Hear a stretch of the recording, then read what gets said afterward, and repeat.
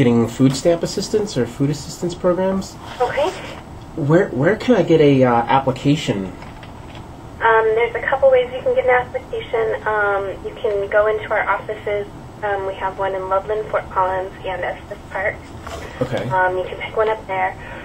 We can mail one to you, or you can print one offline. Oh, how do I get to the one online? Okay. Let me see what the website is.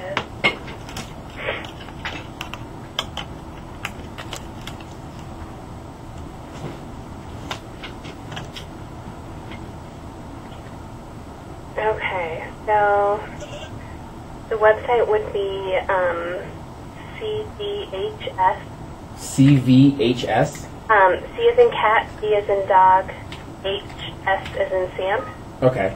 So like Colorado Department of Human Services. Okay, gotcha. Website. It's cdhs.state. Okay. .co. Got it. .us. Okay. / F as in Frank, A, P as in Peter. Okay. And that stands for the Food Assistance Program. Oh, excellent. And then if you click on that or go to that link, it should have an application you can download and print. And then you would want to either mail that in, fax it over, drop it off at one of the local offices, and then they will schedule you for a face-to-face interview. Okay. And they'll determine your eligibility from there. Now, what is your household size? One. So just a single person? Correct. And are you a student? I am. Okay. So there's special student criteria that is different from the regular exam assistance. So for the student eligibility, you have to be either working 20 hours a week or receiving work study. Okay. And so far as the 20 hours a week, how does that need to be documented? Like, I don't think I have work study, but I do. I'm a graduate student actually, so I'm doing research on campus. So we don't really count we don't really count our hours. Okay. Or anything like that. So I have an income, but it's not. It's a stipend, so it's just. Okay, so you would just want to provide like a statement from whoever your supervisor would be. Okay. Just stating how many hours you work per month, and what your total monthly gross income would be from that. Okay. And that should be sufficient, if you don't receive like a typical paycheck or whatever. Okay. It just has to be at least 20 hours a week. Let's see. Other than that, that should be it. You want to turn in a month's worth of your income and then also any shelter expenses. Okay. And then if you pay any child support, you want to turn in verification of that. What else? Oh, and a copy of your bank statement. If you have a checking or savings account, there's a $2,000 resource limit. Okay. For the food stamps program. And then also for a household of one, the gross income limit is $1,127. Of income? Mm-hmm. So you have to be under that to qualify. Okay. And do you know, gosh, is there any other programs, like if I make just over that, like how can I go about, I don't know, like I know I make just a little bit over that, so. Okay. Does it even make sense to fill out the application? And you said, are you paying any child support? No, I'm not. And you said it's just you. So they don't take anything else right off the top. So they would determine it from your gross income. Okay. There's really not any other programs through us that would be a good fit. There's a possibility you might qualify for the LEAP, which is the Low Income Energy Assistance Program. Okay. They don't start accepting applications until November. Okay. But their income guidelines, they provide heating assistance. Their income guideline is $1,670 a month.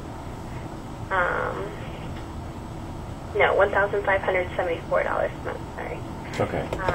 That would provide some assistance. Other than that, there's really... Okay. Well, I guess I'll go ahead and just kind of get going on what applications I do have in front of me. Okay.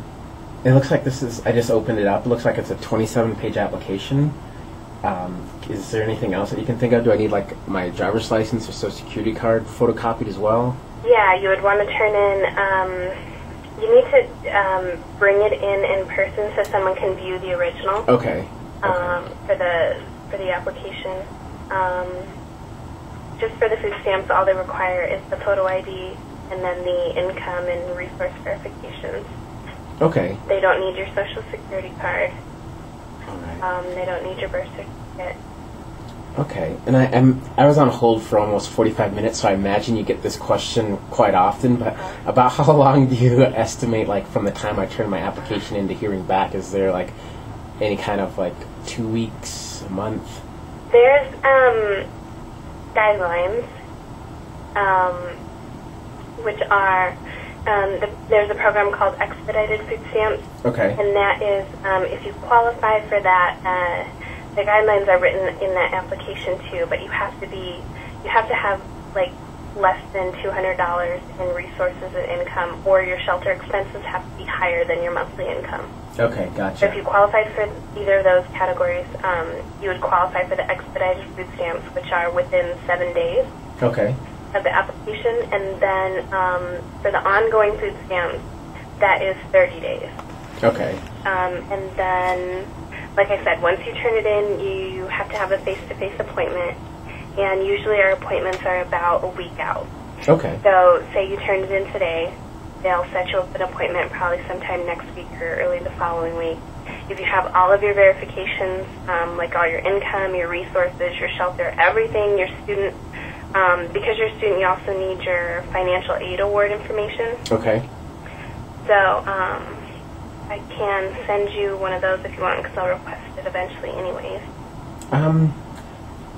Or if you have your award letter. I have the award letter, so I'll just go ahead and bring that, I guess. So, yep, turn that in with everything else. If you turn it all in either before your interview or at your interview, usually they can process the food stamps around that time, so it doesn't take the full 30 days. But oh, wow, okay. that's if you have absolutely everything in and it's ready to process, but they have up until 30 days to complete it. Okay, so it's key to try to get it done the first time right. Mm-hmm, yeah, get everything turned in, because every time they have to request additional information, that'll put you out like another 2 weeks. Okay. At least 2 weeks, probably 3 weeks. Wow. Yeah. All right, well, excellent. Thanks so much for your time. You're welcome. And then also, I know you said your income limits were close, so you can try calling 211 from your telephone.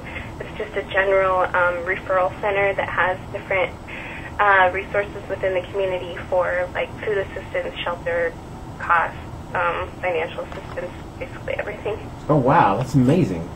Okay. Okay, well, thanks a ton. You're very welcome. Have a nice day. All right, you too. Bye. Bye. Well, so I don't qualify in this application. Oh my goodness. I'm going to go ahead and load this up on the page. But it's pretty insane. Like, 27 pages to fill out. Everything from household income to expenses like rent, mortgage, second, third mortgage, insurance, taxes. Their expenses are listed: sewer, trash, water, electricity, phone, names of everybody living with you. Goodness. They have everything on you if you fill this all out. This can take a while. So I'm gonna go ahead and I can't fill it out online, but I'm gonna go ahead and post it on the site, and I'll go ahead and start filling it out this afternoon. Wow. Well, we'll see how it goes.